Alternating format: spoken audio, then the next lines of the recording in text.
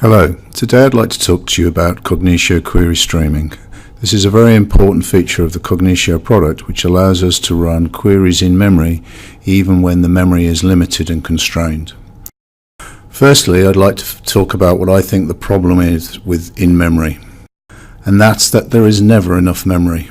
I'll qualify this slightly. There's never enough memory in our field, the field of big data analytics. While the rapid decrease in the cost and the increase in density of computer memory over the last few years has made it possible to build systems with vast amounts of memory, data volumes increased at an even greater rate. When we at Kognitio first started selling our in-memory solutions, and I'll explain a little later what our technology is, we measured total memory in megabytes. Hundreds of megabytes maybe, but still megabytes. Now we talk about systems with memory capacities in tens and hundreds of terabytes. But in all that time, I have never heard a client say, "Oh, we have plenty of memory." It just never happens. So memory is still a precious commodity, and as a provider of in-memory technology, it is beholden on us to use what memory is available as efficiently as possible. And that is where the query streaming feature that I'm going to talk about today comes in. But before I do that, I would like to explain who Kognitio are and what our technology does. Kognitio, then called Whitecross, was founded in 1988 with a goal of developing a database specifically for what was then called decision support and what we now call data analytics. At that time, most databases were designed for transaction processing, which is the accessing and updating of single records, and they were very poor at data analysis. MPP, or massively parallel processing, was just emerging as a technique for developing faster solutions. Very briefly, for those who are not familiar with MPP divides a problem into a number of tasks that can be executed at the same time and then combines the result. A very simple and commonly used illustration of MPP is how to manually add up a million numbers. It would take one accountant an awful long time, but if I had 10,000 accountants and gave them 100 numbers each to add up, and then took the 10,000 results and gave 100 each to 100 of the accountants, well, I think you get the picture. It would be a much faster way of solving the problem. The problem we had with adopting MPP in the data analytics space was that the data was conventionally held on slow mechanical spinning disks. The speed at which we could access the data meant that we needed very little parallelism before we saturated the disk I/O bandwidth, and our multiple parallel processors were basically sitting around waiting for data. So we took a very bold, and some would say stupid, decision to do everything in fast computer memory. We effectively went in memory. Now in 1988, memory was very expensive, but we were young, hard to believe now, and naive, and thought memory prices would quickly drop to the point where holding large quantities in data in memory would be realistic. We were right. It just took 20 years longer than we thought. So today, Kognitio is a software product that can run on any x86-based platform running the Linux operating system. It provides ultra-fast SQL access to big data. Alongside the SQL, we also support the embedding of non-SQL programs or scripts that allow for the parallel execution of complex advanced analytical algorithms. Our SQL is fully functional and supports all the relevant parts of the SQL standard. An important differentiator for us is the ability to support high concurrency mixed workloads. One customer of ours, a major credit card provider, has 10,000 Tableau users connected to a Kognitio instance, and the platform is capable of supporting a peak load of 2,500 Tableau queries a second. Architecturally, we are still using the design concepts we adopted in 1988, shared nothing MPP and in memory. This means we've been continually developing this type of technology for 30 years. I only mention this simply because exposing the product to the real world over many years has not only cost me my hair, but drives the development of features such as the query streaming that I'm presenting here. It's a result of a product maturing. Today, Kognitio can run on a dedicated compute cluster with just a Linux OS installed, or on an existing Hadoop cluster under the Yarn Resource Manager, or in the cloud. Kognitio sits between where the data is stored and the data visualization or reporting application. The storage layer could be an existing data warehouse, for example a Teradata, or a general purpose database like Oracle, or data stored in a Hadoop file system. We also have our own file system that can be used for persistent data storage.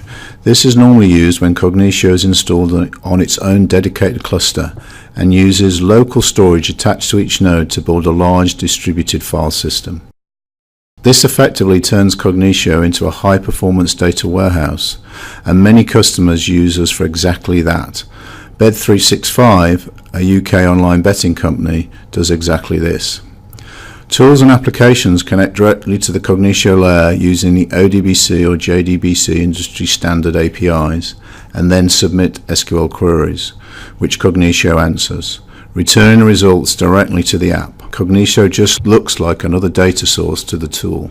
Kognitio is generally used when conventional technologies are struggling to cope or to enable new applications that were previously thought too difficult or impossible to implement. Data volumes are generally large. Although large means different things to different people, we tend to work with active data volumes of between half and hundreds of terabytes. Unfortunately, petabytes in memory is still unrealistic, but then when we started out, terabytes in memory was just a dream, and now is the norm, so who knows. By active data, I mean the size of the data set that is required for a particular piece of analysis. The total stored data could be much, much bigger than this. Kognitio applications also generally have a need for speed. This could be to support interactive train of thought analysis. To be effective and to avoid user frustration, interactive queries need answers in a couple of seconds maximum, regardless of data volume or workload. Workload is often the biggest cause of performance problems. Modern visualization tools such as Tableau, Qlik, MicroStrategy, Power BI, etc. have brought self-service data analytics directly in the hands of business users rather than just for a few data analysts, data scientists. This allows the business users to make better informed and insightful business decisions. With potentially hundreds and sometimes thousands of people able to directly and interactively query the data, the potential workload for the platform answering the questions is huge, and performance becomes essential. Speed is also essential for data as a service applications. There are many companies whose business model is to sell access to data. They have brought together some interesting data sets coupled with an innovative application, and the more queries they can answer in a given time frame, the more money they can make. High query throughput, in this case, equals more money. So back to never enough memory.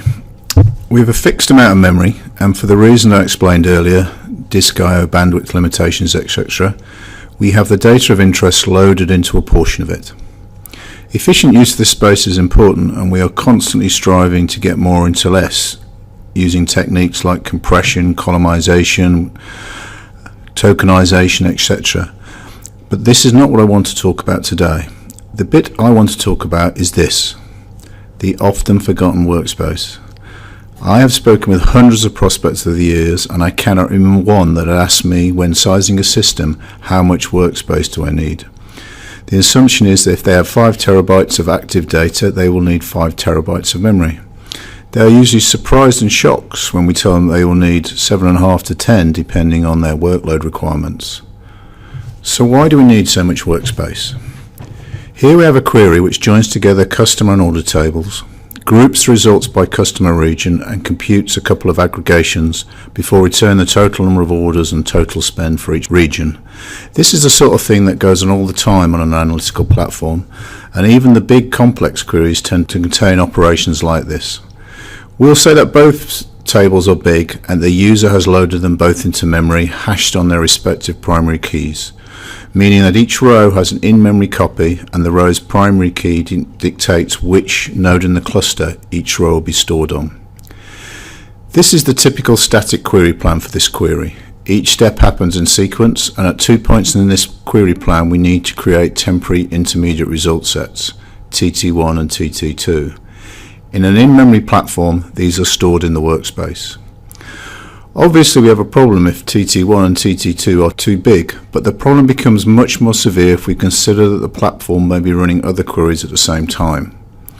The more concurrent sessions running, the more the workspace becomes fragmented, and the space available for each query becomes smaller and smaller. Queries start to return out of memory errors and get retried, further increasing the workload. Eventually nothing works and the system becomes unusable. How much of a problem is this in reality? Well, I can only speak from experience. Before Kognitio introduced the query streaming feature, this was by far the most common thing customers told me. They understood that it could be fixed by buying a bigger system, but they could not justify sizing a system based on peak loads. They said that they would accept slower answers when the system was overloaded if it could just still return an answer. In reality, this is never true. Users get upset the moment something goes slower, whatever the reason, but not as upset as they get when queries sometimes return errors in what appears to them to be a random pattern. Another thing that we learned over the years is that users, DBAs, etc. hate reserving memory for workspace. However the system was originally sized, once they experienced performance benefits of in-memory, they wanted to bring more and more data into memory, pushing up the data occupancy and reducing workspace further. Originally, we tried simply making recommendations about keeping 30 to 40% free for workspace, but it never took long before we were getting support calls from customers who had 95 to 98% occupancy and all sorts of issues. To counter this, we introduced into the software a configurable maximum occupancy level, which by default we set to 80%. Now we get support calls asking how to change this config option. So let's consider possible solutions and approaches to this problem. We could use disk for workspace. That's horrible. This is an in-memory system. We don't really want to be writing temporary data to slow mechanical disks. Okay, maybe we could just do it when we are short of workspace, but then our query performance would fall off a cliff. Imagine doing this for tens and hundreds of concurrent users. The disk heads would be thrashing about and the bandwidth would be terrible. Solid-state disks would make it better, but they still have a relatively slow write speed and overall I/O bandwidth is still limited. Also, when do you decide you need to start writing temporary result sets to disk? When memory is running out? Might be too late then.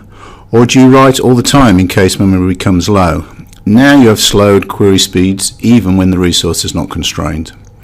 In reality, I don't know of any in-memory analytical platforms that uses disk swapping. I do know of products that use our second option, statically divided workspace. This is a very simplistic way of stopping the workspace becoming too fragmented. The workspace is divided into a fixed number of chunks and each session is allocated a chunk. To allow the chunks to be large enough to be useful, the total number of concurrent sessions allowed is low. For example, in some products this is as low as 8. Besides the obvious issue with the low number of concurrent sessions, this is a highly inefficient way of using the workspace, as one session might have exhausted its workspace and be returning errors while the others are all unused. Query streaming is our solution to this problem. Query streaming uses dynamic allocation of workspace and allows workspace that is in use to be dynamically resized as load increases and decreases. The assumption we make is that in an MPP in-memory system, recomputing intermediate results is much faster than writing and reading them from disk. Rather than treating each intermediate result as something precious that might be preserved, we take the view that if demand for resource means that we have to give up some space, so be it. We can simply recalculate them later if needed. Our aim is never to return an out-of-memory error during a query's execution. I'm not saying we always achieve this, but if we do return an error, it's a bug rather than a limitation of an in-memory data analytics platform. So let's take the same query looked at earlier. Here is its conventional static query plan with its intermediate temporary tables. Remember, this is a parallel system with the data distributed across many servers or nodes, and each executing the query in parallel. In this example, the customer table was hash distributed based on customer ID when the data was put into memory, but the orders table is not, so we need to redistribute it to ensure that the rows we wish to join are co-located. This creates the temporary result set TT1. When we do this as part of the query plan, we do not distribute columns we don't need for the query in question. The next step, Step 2, does the actual join, sending the resulting rows to another temporary result set TT2, distributing it on region name because the next step wants to group on this. The final step, step 3, simply aggregates the results on each node and returns a result set. This static query plan is a good way to represent how nearly all queries run in Kognitio, but it suggests that each step is run one at a time and requires possibly large intermediate result sets, TT1 and TT2, to be stored in workspace memory. We've already talked about the workspace issue, but running each step one at a time is also undesirable, as we lose the opportunity to do other work while the step is blocked waiting for I/O or network latency. Also, no results rows are returned until each step has been completed. Kognitio query streaming takes the static query plan generated by the SQL optimizer and at runtime automatically transforms it into a dynamic tree of operations in which each step can run concurrently, making the query plan for this simple example look like this. Temporary tables are transformed into query streams and used to pipe the data between the steps. In this example, TT1 has been turned into a stream. Both of the steps which use it will be running at the same time. The first step will produce rows from the orders table and send them to the appropriate node where they will sit in the stream's incoming row buffer. The second step will then pull rows out of the stream as they arrive, join them to the appropriate customer rows using a hash lookup, and then discard them. So we've saved the memory cost of storing the whole of TT1, and we can still run the query just as quickly as before. In fact, it might run faster now because previously we may have had CPU idle time while waiting for the TT1 rows to transfer over their network. But now we can run the join and the aggregate steps on the data we have received while we wait for the remaining rows to arrive. So now let's make things a little more complicated by saying that the customer table is not distributed on customer ID. So we can't just send the order rows to the nodes where the matching customer rows are. This is a common scenario. Data can only initially be distributed into memory one way. DBAs and users will usually try to choose a distribution that will support the majority of the workload without data redistributions.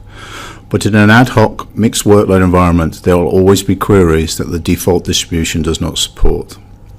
This scenario also happens when the queries become more complicated and the joins are between temporary result sets coming from other joins, aggregations, rollups, etc.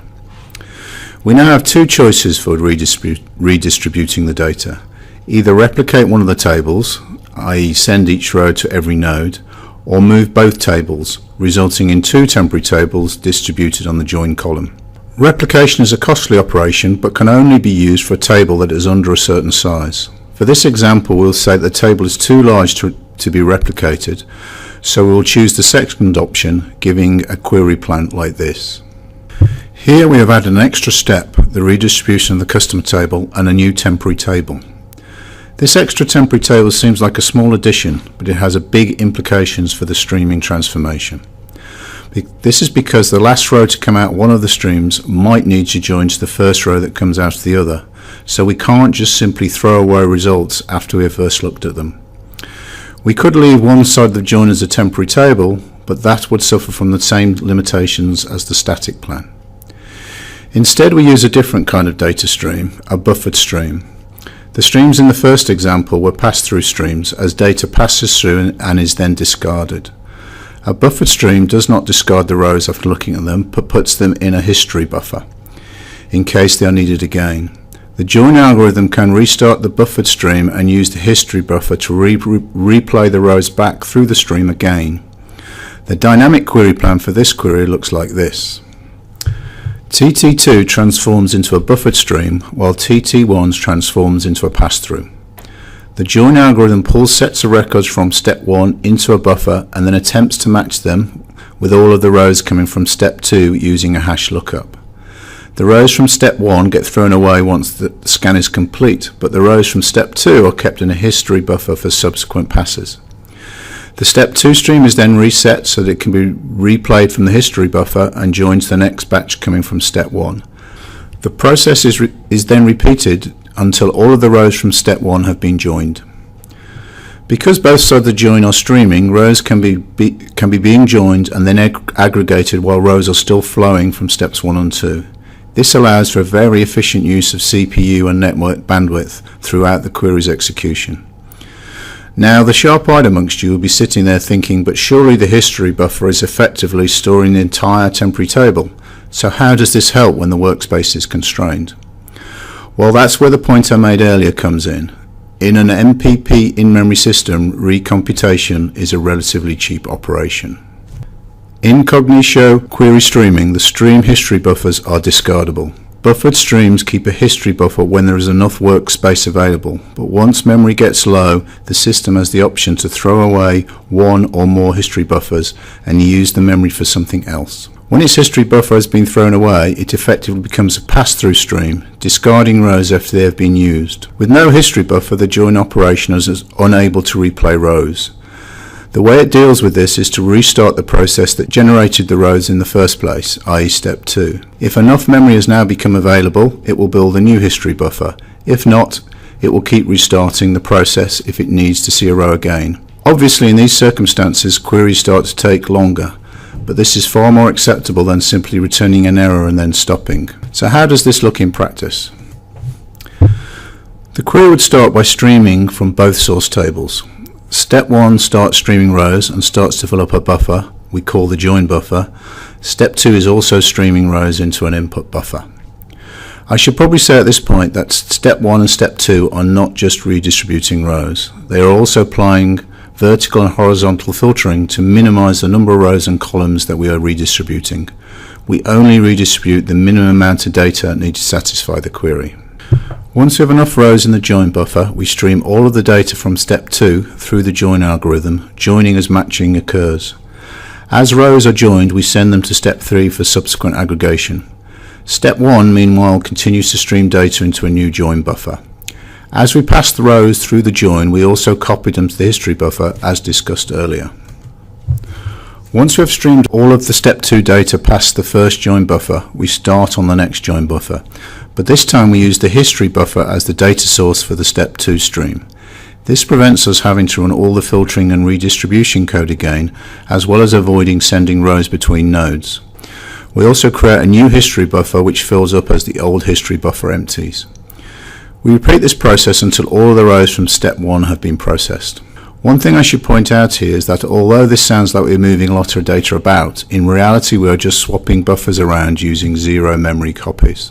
As discussed earlier, we have to be prepared for the system deciding to throw away our history buffer at any point in time.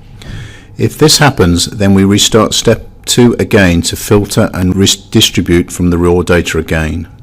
Again, we attempt to create a history buffer in case memory has become free. If not, we will continue to stream directly from step 2. So what we are trying to do here is optimize for the situation where there is enough workspace by effectively creating a full instantiated temporary table for one side of the join, but being prepared at any time to encounter a low workspace situation and still be able to complete the query. To support streaming, all of Kognitio's data processing algorithms have been architected to access data in a sequential manner, with restarts when necessary. So we're able to transform the vast majority of temporary table operations into streaming operations, fulfilling the original design goal of being able to answer more or less any query the user throws at it, given enough time, regardless of intermediate result size and how much workspace is available. However, once workspace becomes tight, the system has a lot of difficult decisions to make about how much memory to use for each stream's buffer and when to keep and discard history. For example, in this particular example, we could decide to make the join buffer for step 1 bigger, reducing the number of times we need to replay the history buffer and hence the step 2 restarts.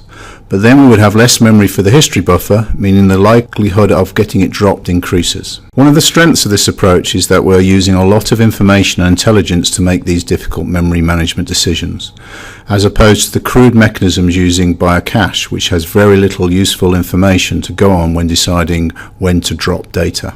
These problems are compounded by the fact that every step is happening independently on all nodes, and each node is making its own memory management decisions. This diagram abstracts a lot of that away.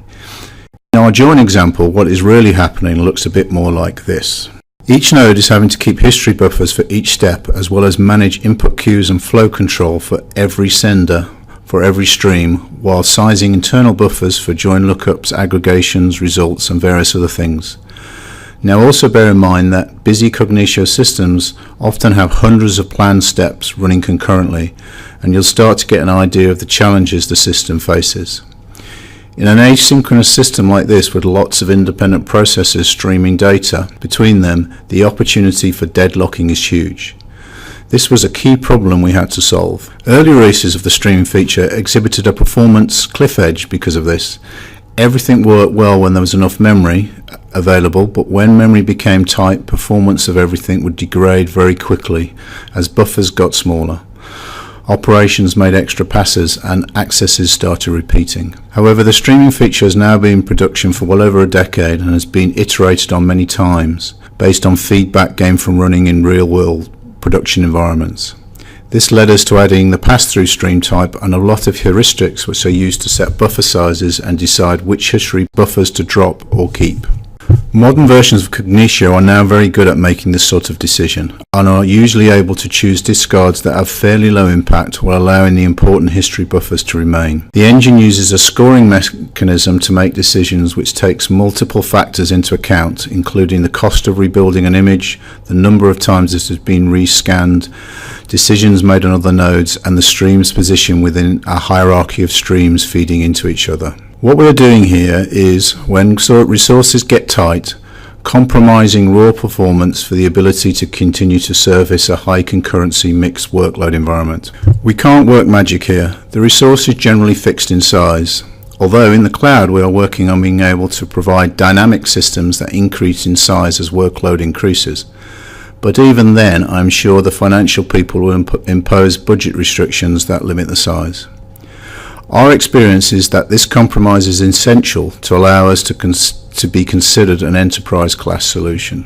So that is the basic principles behind Kognitio streaming. We do regard this capability as one of our major USPs, and we believe it's fairly unique in the in-memory data analytics space. And this is the first time we ever talked about it and how it works. The more technical amongst you will have noticed that we've missed out some important bits. But the devil is in the detail here, and those details are really hard to get right and have become our secret sauce. We know of other companies in our space that have tried to run queries in this way and have not been able to make it reliable. The most common problem being the deadlocks I mentioned on the last slide. So finally, I wanted to briefly describe an example use case. InMar are a good example of an application that relies on the query streaming that I've just described. InMar are a $2 billion US company that act as the middleman between retailers and manufacturers and pharmacies and insurance companies. In the retail case, they take the point of sale data from the retailers and work out how much money the retailers are owed by the manufacturers for honouring the manufacturers' discount coupons. The US tends to prefer coupons to reward customer loyalty rather than the loyalty cards that are widely used in Europe. A side effect of this business is they get masses of retail transaction data. This data contains really valuable customer behavior data, and InMar wanted to somehow monetize this. The data is vast, and so they decided to store it in a data lake on a Hadoop cluster. This is a relatively straightforward process. It is what Hadoop is particularly good at. The problem came when they decided to provide access to this data. They wanted to be able to offer potential clients a web-based portal through which they could perform interactive, ad hoc data analysis and visualization. Unfortunately, Hadoop is very bad at this. Most data visualization tools use SQL to access the data, and none of the standard SQL and Hadoop technologies can provide enough performance to support good, frustration-free interactive analysis. But more importantly, they certainly would not allow lots of independent users to concurrently access the data, and their monetization strategy was to have lots of customers working with a common data set. Once users have access to an interactive portal, it is difficult to constrain what they can do, and retail analytics is a use case that often creates complex queries with lots of large intermediate result sets. Basket analysis in particular, where we try and work out what customers are buying with what, is particularly hard on the analytics platform. They solved the problem by adopting Kognitio on Hadoop as their SQL on Hadoop layer. Kognitio proved to be 300 times faster than the standard Hadoop SQL interface on individual queries, but was also able to support high concurrency usage. To ensure a good ROI, InMar also needed to right-size the system at around average workload, not peak. The query streaming feature was therefore essential to ensure that their clients did not start to get errors rather than answers when the system was busy.